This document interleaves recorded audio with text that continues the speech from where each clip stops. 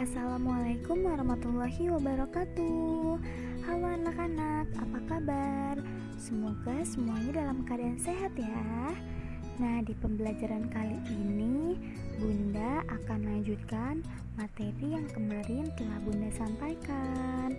Nah, kita masih di tema 3C, subtema 1 tentang bagaimana tubuh mengolah makanan.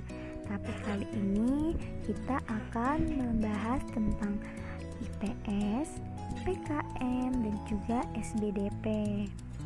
Nah, sekarang kita lanjut aja yuk. Tapi sebelumnya jangan lupa berdoa ya. Nah, kita akan masuk ke interaksi sosial.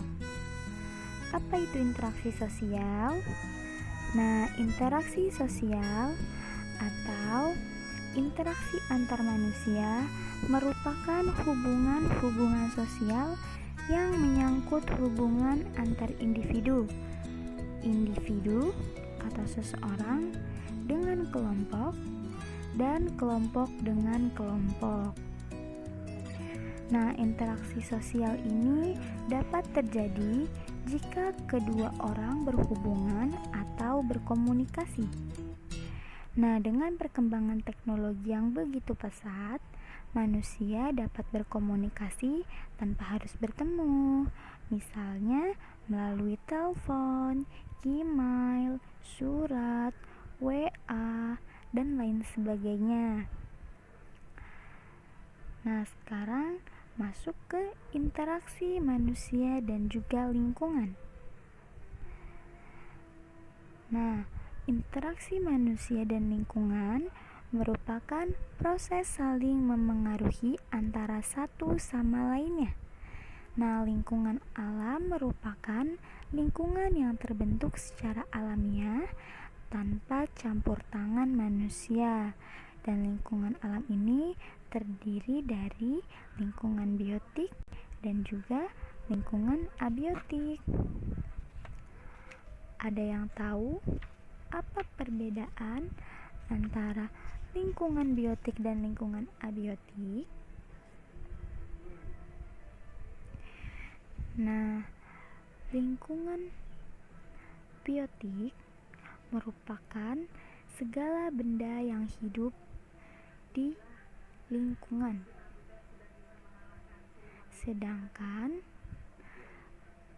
lingkungan atau komponen abiotik merupakan segala sesuatu yang ada di lingkungan yang bukan makhluk hidup.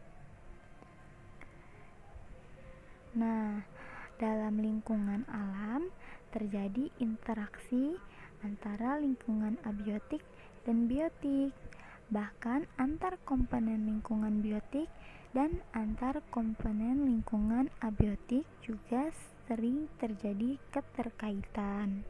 Contohnya, interaksi antara komponen abiotik dengan biotik adalah tanah, suhu, dan curah hujan yang memengaruhi jenis tanaman yang tumbuh di suatu daerah. Nah, lingkungan biotik juga dapat mempengaruhi lingkungan abiotik. Contohnya, daerah yang banyak tumbuhannya akan membuat suhu udara menjadi lebih sejuk. Sedangkan daerah yang masih banyak tumbuhannya juga dapat menyimpan air tanah lebih banyak. Nah, interaksi antara manusia dan alam dapat dikelompokkan menjadi dua, yaitu interaksi yang menyesuaikan diri dengan alam dan interaksi yang mendominasi alam.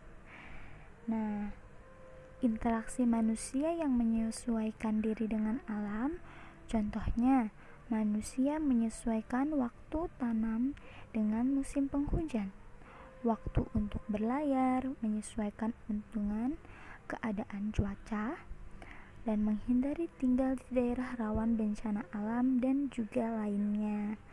Lalu, interaksi manusia yang mendominasi alam meliputi usaha manusia dalam memanfaatkan sumber daya alam.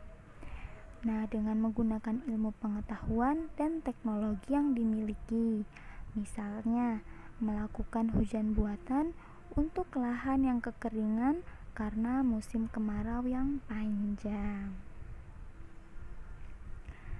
Nah, sekarang kita lanjut lagi ke tangga nada. Nah, sebelumnya kita sudah belajar tentang tangga nada ya. Hari ini kita akan membahas ulang. Apa itu tangga nada? Tangga merupakan urutan nada yang disusun secara berjenjang. Dalam seni, tangga nada ini dibagi menjadi dua, yaitu diatonis dan juga pentatonis. Nah, tangga nada diatonis ini merupakan tangga nada yang mempunyai dua jarak anak tangga nada, yaitu 1 dan juga setengah. Sedangkan pentatonis merupakan jenis tangga nada yang hanya memiliki 5 nada pokok. Nah, dalam diatonis ini ada dua macam tangga nada, yaitu diatonis mayor dan juga diatonis minor. Diatonis mayor ini merupakan tangga nada yang susunan nadanya adalah 1, 1, setengah, 1, 1, 1, setengah. Nah, diatonis mayor ini bersifat gembira, bersemangat, dan biasanya diawali dan diakhiri dengan nada do. Lalu yang kedua ada diatonis minor. Nah, diatonis minor ini merupakan tangga nada yang susunan nadanya 1, setengah, 1, 1, setengah, 1, 1. Nah, tangga nada ini bersifat sedih, kurang bersemangat, dan biasanya diawali dan diakhiri dengan nada la. Nah, sekian materi yang dapat Bunda sampaikan kali ini. Kurang lebihnya mohon maaf. Wassalamualaikum warahmatullahi wabarakatuh.